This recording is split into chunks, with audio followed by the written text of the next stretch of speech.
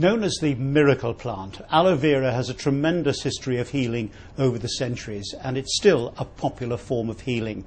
Today, the gel from the plants is used in a wide range of conditions, and it's also a key ingredient in gels and lotions made to nourish the skin. Joining me here is Dr. Peter Atherton. Peter, why is aloe such an important plant? What is really special about it?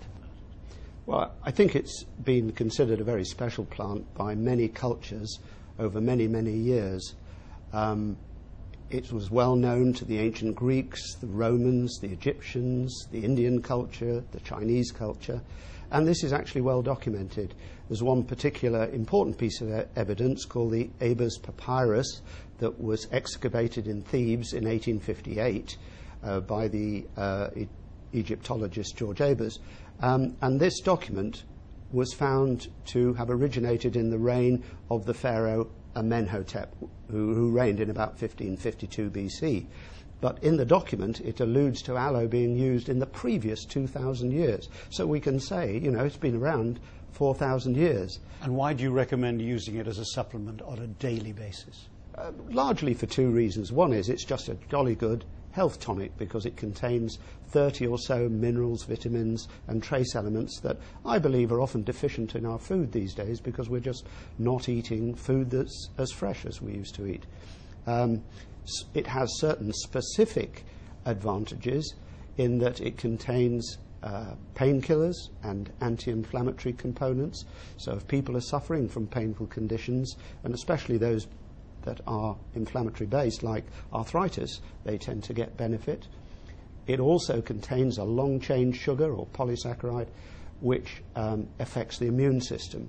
So people with problems of the immune system, two examples being psoriasis and ulcerative colitis, often get benefit as well. But in general terms, if you have a strong immune system, you're not subject to the common colds and sore throats of the winter time. So aloe vera consumers tend to be more healthy. It seems incredible that one product could do all of those things. What's the magic ingredient? I don't believe there is a magic ingredient, but people might say if there were one, it would be that polysaccharide, that long-chain sugar, because in the States they've actually extracted that and made it into a drug.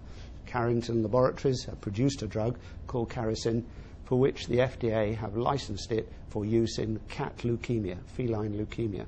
And is there any recent clinical evidence to actually prove the health benefits? Oh yes, there have been a lot of trials, not so many clinical trials, unfortunately, but many laboratory trials.